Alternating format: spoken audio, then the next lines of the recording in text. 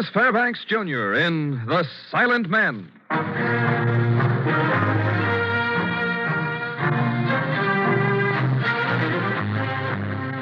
National Broadcasting Company proudly presents Douglas Fairbanks' production of The Silent Men.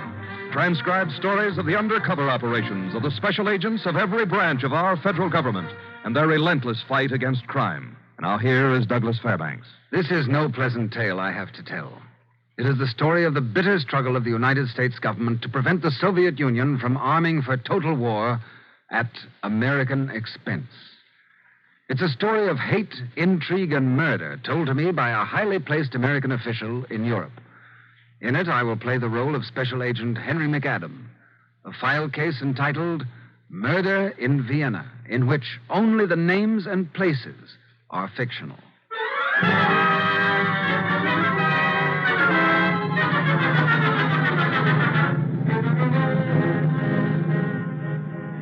I just finished an assignment for the ECA in Florence, Italy, when a terse cable from Washington ordered me to report immediately to Special Agent Maury Kahn in Vienna. I'd worked with Maury some years ago on some tough narcotics cases, and a warm friendship had sprung up between us. It was good to see him weaving his lanky form through the little knots of people. McAdam, Washington's gift to law and order. Come on. Well, where are we going? You know, in Vienna, there's only one thing you do on Sunday afternoon. Go for a walk. Any place in particular? No, just so long as it's in the American zone of occupation. No. The others aren't so healthy, eh? Not for me. Vienna's divided into zones, just like Berlin. Yeah, I know that. Yeah, but what about the International Patrol? Only in newsreels they're effective. What's the matter? Just picked up my shadow. Well, they don't let you get lonely, do they? No, for every American here, there's two commies to watch him. Let's stand here. He can't get close enough to hear me. Fill me in. What are you working on now?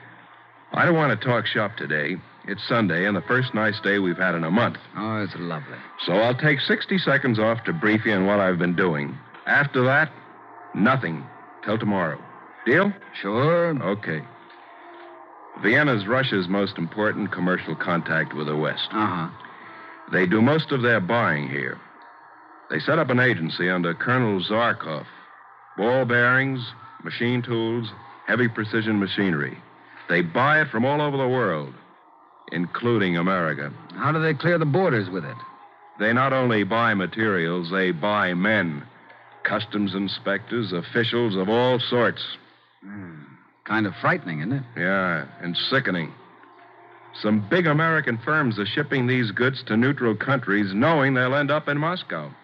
Well, we not only have to buck the commies, but Americans, too, it seems. That's what I've been working on. You've made no reports on this, eh? Nope. I've been carrying the facts up here in my head. Lists of names, shipments, and proof. How come you haven't filed interim reports? Interim reports would have attracted attention to what I was doing, and a lot of big names are mixed up in this. American names. They'd start throwing their weight around, and I'd be taken off the case one way or another. Like last night. What was last night? Last night, somebody took a shot at me.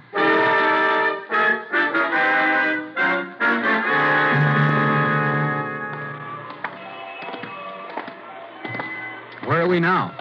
Neubergasse, where the American and French zones meet. Oh. You know, there's still a lot of charm about Vienna.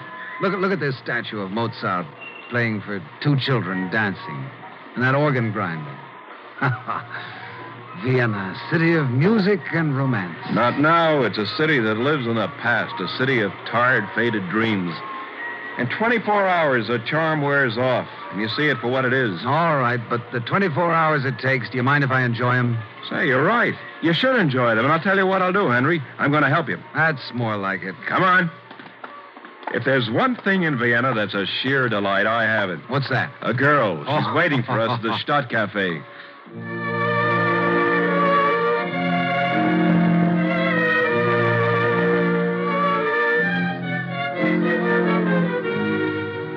Whatever charm and gaiety was still left in Vienna seemed to have concentrated on the Stadtcafé. It was a little sidewalk restaurant overflowing with coffee, conversation, and laughter. Maury's girl wasn't there when we arrived, and an overfed waiter thumped some coffee and a huge platter of pastries on the table before us. She's 10 minutes late. That's not like Elsa. That's love for you. When 10 minutes seems like an eternity. Yeah.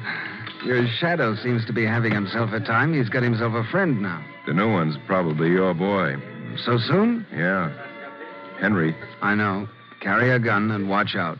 They must know I'm onto something, and they wouldn't have taken a shot at me. Where did it happen? I'd taken Elsa home. Was on my way back. How long have you known her? Since I came here about a year ago. She's a receptionist at the ECA office here. Look, don't say anything to her about last night. Okay. Know anything about your work? No. Oh, there she comes now.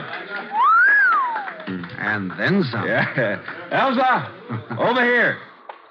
Oh, having your coffee without me?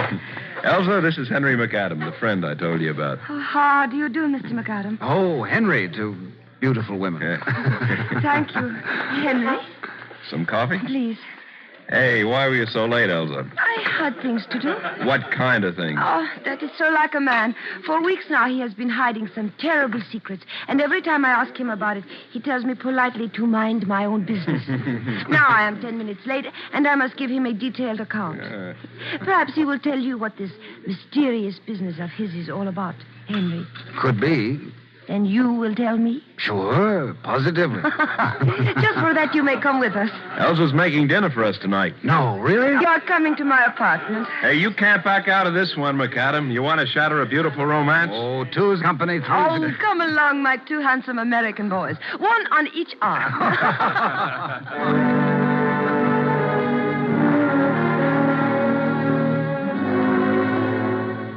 On our way out, we passed the two Russians, Maury's shadow and his friend. They were keenly interested in our departure, but made no move to follow us. We walked a few blocks to a garage where Maury was having his Jeep serviced. Then we drove down Neubergasse towards the outskirts of the city where Elsa lived. We still in the French sector? Just left it. We're in the Russian area now. I think I'll take it a little faster. Kind of a desolate stretch.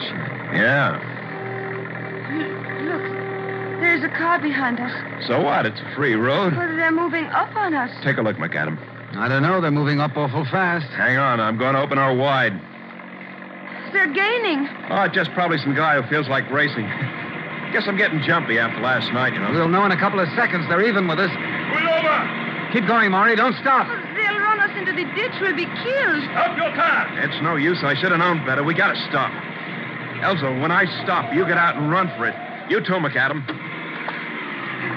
Get out, Elsa. I'm staying. No, it's me they want. You can get away too, Henry. No. Hurry, Elsa. It's too late. Get out of the car. Hurry up. What do you want? Get out. Let the girl go. Elsa, you go. She stays. She's got nothing to do with this. I'm not asking you. Start walking toward my car. Keep your hands over your heads. This is good night's work. Maury Kahn and Henry McAdams, two American agents. Should get you an extra issue of vodka. Hey, look, I've got nearly $100 American in my pocket. Take it and let the girl go, huh? For an American, you are very chivalrous.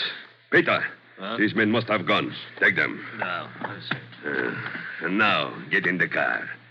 We will be a little crowded, but not for long. You can get in the back seat with your girl. Fedor and Stefan. You keep them company. McAdam, you get in the front with Peter and me. Hey, what do you want her for? She knows nothing. She's done nothing. You are making me sick about the girl. Shut up. We demand that you let her go. You demand? Ah, that's different. Peter, open the door and let her out. Stop the car. That wasn't in the bargain. Throw her out, Peter. All right? Elsa! Why, you... Up at your pull. You will make me go up the road. Not tonight. Peter, quietly. All right?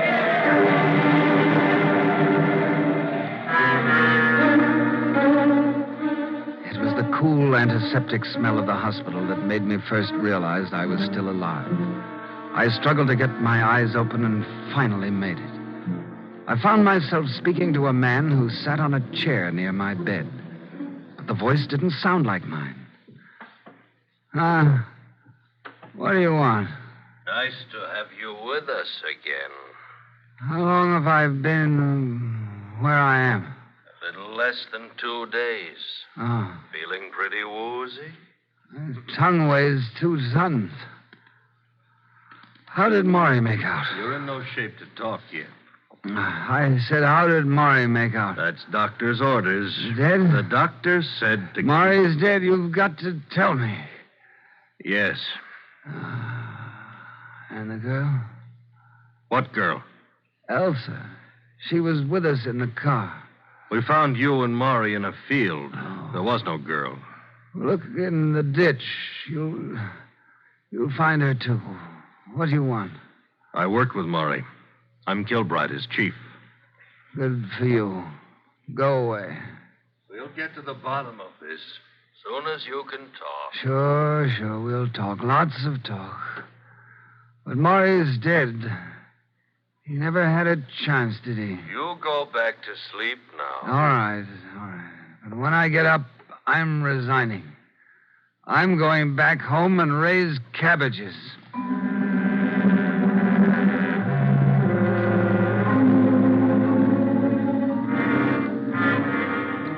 24 hours later, the miracle that's present in every one of us had taken place. I was out of bed, walking groggily around my little room. The door opened, and a nice-looking man in his early 50s came in. He looked vaguely familiar, but I couldn't place him. Well, hello, McAdam. You're looking much better today. Well, thanks. I'm Jack Kilbride, head of the division that Maury Khan worked for. Oh, I remember you now. You asked me about the girl. Yes. Yeah. You said look in the ditches. Maybe we'd find her. We looked. She wasn't there. Any ideas? Yeah. Well, let's have them. Tomorrow. Why tomorrow? Because I get out of here tomorrow. You want to take over where Maury left off? That's the general You're idea. not strong enough. I'll gain strength as I go along. All right, report into my office before you do anything. Sure thing. You'll have all the help we can spare you on this thing. Just one good man will do it. And I got him all picked out. Name him and he's yours. Maury Khan. Can you get him for me?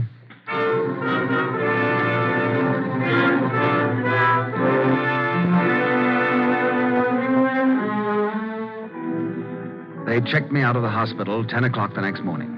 I phoned information at ECA headquarters. I asked for Elsa, and they said she hadn't reported in for work in 3 days.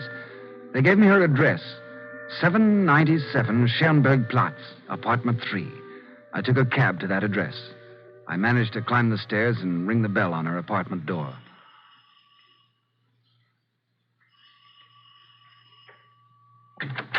Ja, A middle-aged lady opened it and stared at me out of frightened eyes. was ist?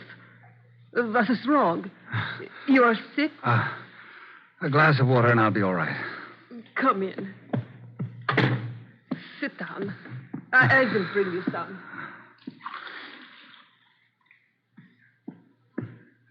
Here. Thanks.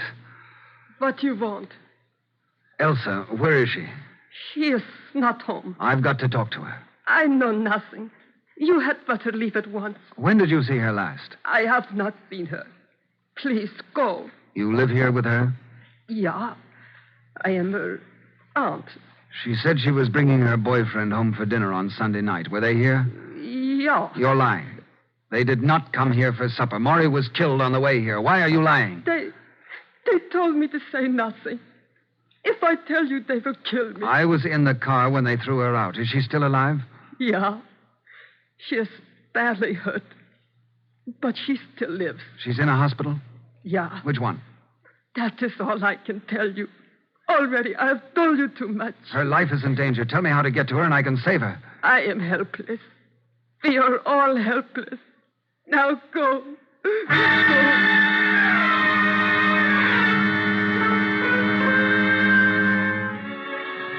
I found Elsa's hospital easy enough. By phoning and asking for a patient by the name of Elsa Wassel, I found out where she was. In a hospital called the Lavinov, in the Russian sector, of course. The girl at the desk was friendly enough and told me that Elsa was in room 56 but couldn't see visitors. Doctor's orders. When she turned away to answer the phone, I slipped by her down the long corridor. The door to room 56 was blocked by a heavy-set man. He looked familiar. I'd seen him not too long ago behind the wheel of a car in which Maury, Elsa, and I had been taken for a car ride. What do you want? We meet again, eh? Again? I've never seen you before. No, not since last Sunday night. Last Sunday night? You must be crazy. I've been on duty here every night for 2 weeks. Care to let me try to prove it? The young lady inside. You can't go in there. Doctor's orders. I'm going in anyways. No, you are not.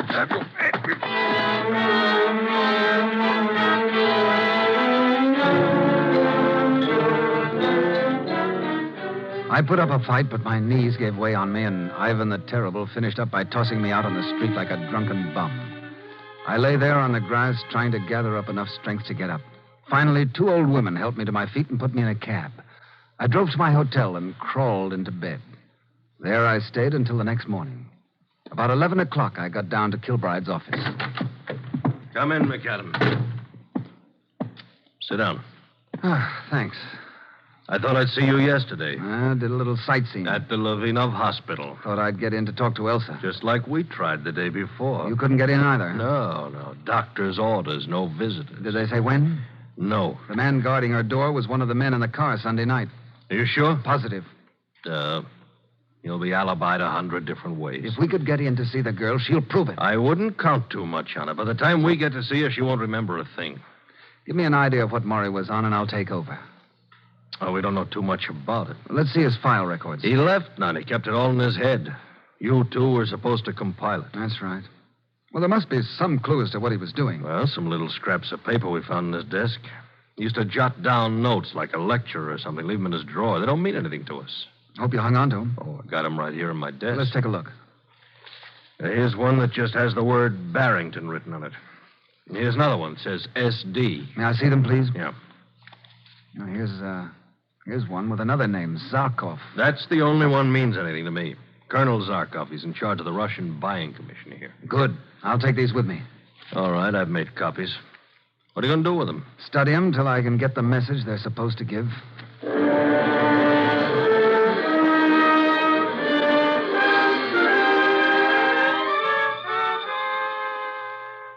I took Maury's notes to my hotel and spent a few hours trying to make sense out of them. 2 of them had been written in pencil, blue pencil, and by the strength of the coloring, I knew they'd been written at the same time. These were the 2 that read Barrington on one of them and 2 letters S.D. on the other. I put a transoceanic phone call through to my chief in Washington. McAdam, you all right now? Fair. Heard about Maury? Yeah. What's on your mind? I've taken over for Maury. I want you to trace a name for me. Give it to me. Barrington. 2 R's. Could be the name of someone in the export-import business. That isn't much to go on. What do you want to know, in case we find him? Everything. Now, look, this might help you. The initials S for sugar, D for David. Maybe the trade name of the company or the name of the company Barrington shipped goods to. You couldn't be bigger if you tried. Huh. Barrington and S.D. You're looking for a miracle. Well, I went to the right spot for one, didn't I?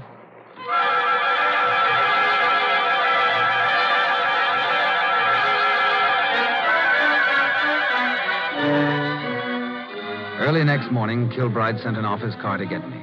When I joined him, he was pacing his office floor with nervous excitement. You feeling better today? Physically, yes. Good enough to visit a sick friend? Elsa? Yeah, Provost Marshal's office phoned. Colonel Zarkov has issued a special permit for us to visit Elsa Wassel at 11 o'clock. Zarkov, the big boy himself. The Provost Marshal informed Zarkov of this officer's interest in the case, and he has graciously arranged this meeting so we can clear him of any connection with it. You know what that means? I can guess. It means it's all rigged up. That girl won't remember a thing. It's a waste of time to go. Come on, Chief. I need the air.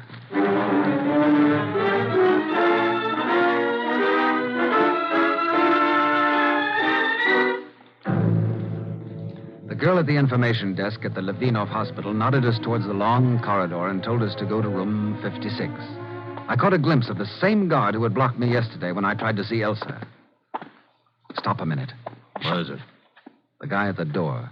He drove the car we were in. I'd know him anywhere. How come they left him here? I don't get it. You'll get it. Yes, American gentleman. Been on any more motor trips lately? What do you want? We have a permit to see Elsa Wassel. Just a minute, please. Colonel Zarkov, the 2 Americans. Oh, yes. Mr. Kilbride. We have met before. Your friend, I have not had the pleasure. Henry McAdams. How do you do? Improving, no thanks to you. Rather surprised to find you here, Colonel. Isn't this a little out of your line? Your provost marshal has told me the basis of your interest in this girl. There are some very ugly implications which it is my duty to disprove. While you two diplomats are exchanging credentials, I'll go in and talk to the girl. We will all go. You understand, of course, she has been badly hurt and must not be too severely taxed.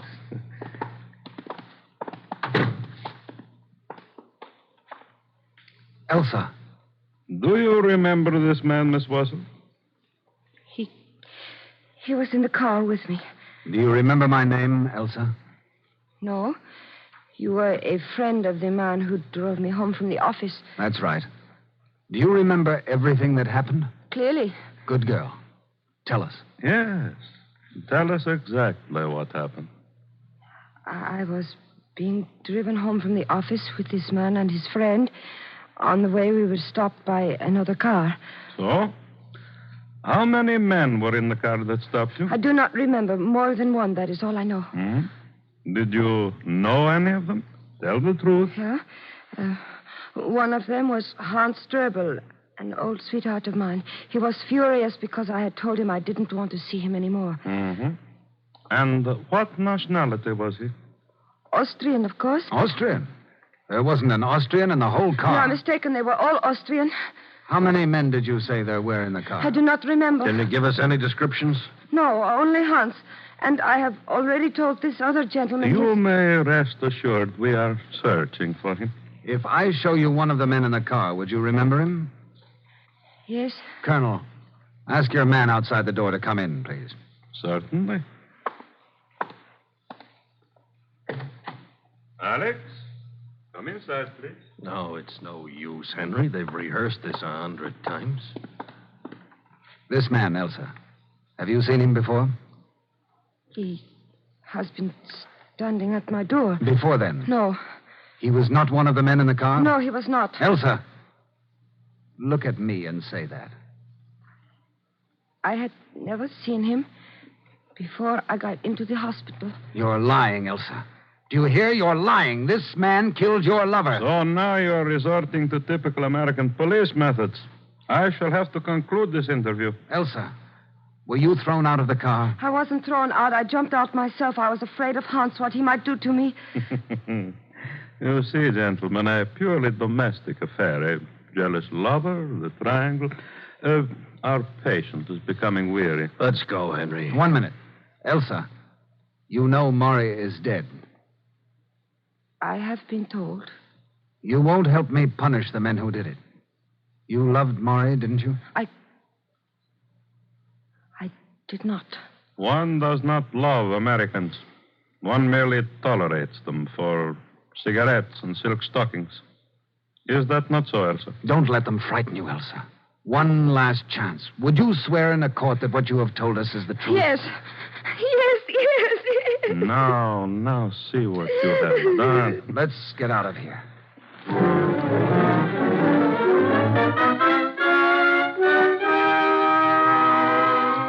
All the way back to Kilbride's office, I burned with anger and frustration. Kilbride tried to snap me out of it, but I practically told him to go find a lake and jump in it. He put up with me till he got back in his office. What you need is a new head.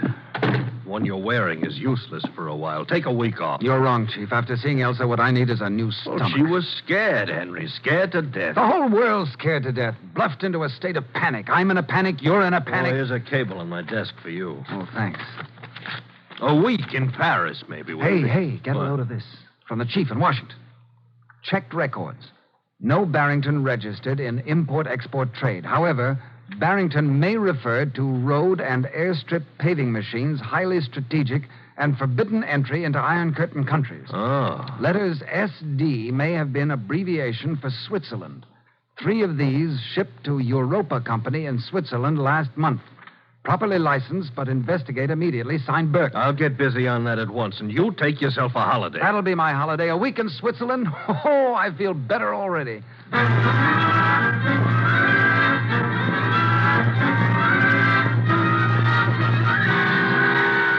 A day later, we were in Bern, Switzerland, talking to the owner of the Europa Company, the address to which the airstrip pavers had been consigned. It took the presence of a high Swiss official who accompanied us and the threat of arrest to force an admission from him that he had reshipped the machines to Budapest. We got the numbers of the freight cars which carried them and located them in a little town on the Austria-Hungarian border. From a reluctant customs official, we got permission to hold the train for examination.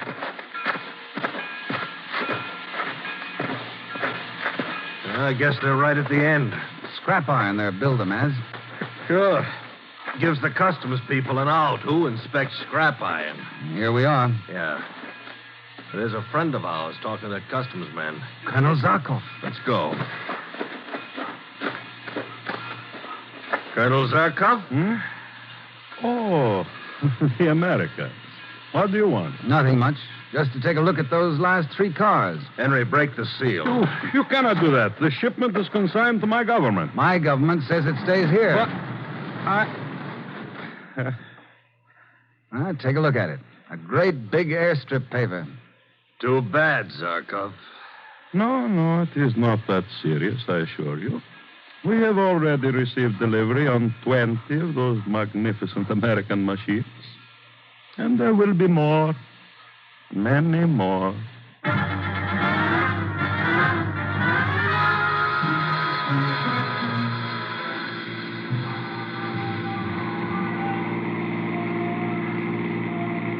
Maury would have liked that, stopping the shipment the way we did. Yeah. And there will be more, many more, Zarkov said. I don't believe him, do you? I don't know. I really don't know. How come you're so confident? Just a feeling that the American people are waking up.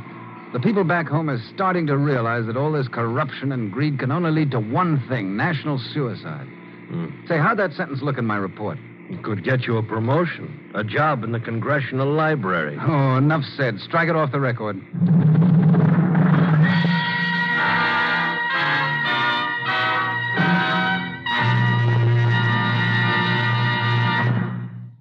This is Douglas Fairbanks again.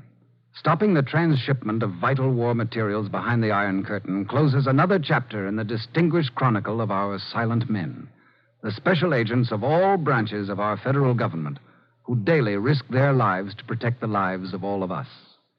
Next week, we will tell you the story involving international cooperation in the Near East, in the file case entitled Trouble at Suez, another venture undertaken for our protection by the Silent Men.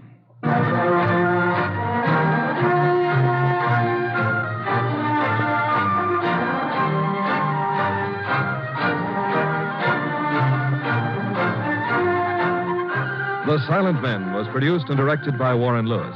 The file case, Murder in Vienna, was written by Lewis and Russoff and transcribed in Hollywood. Only the names and places were fictional. Featured in our cast were Larry Dobkin, Joan Banks, Lou Merrill, Jeff Corey, Elaine Welch, and Nestor Paiva. Your announcer is Don Stanley. Douglas Fairbanks is currently presenting Betty Davis, Gary Merrill, and Emlyn Williams in the motion picture Another Man's Poison.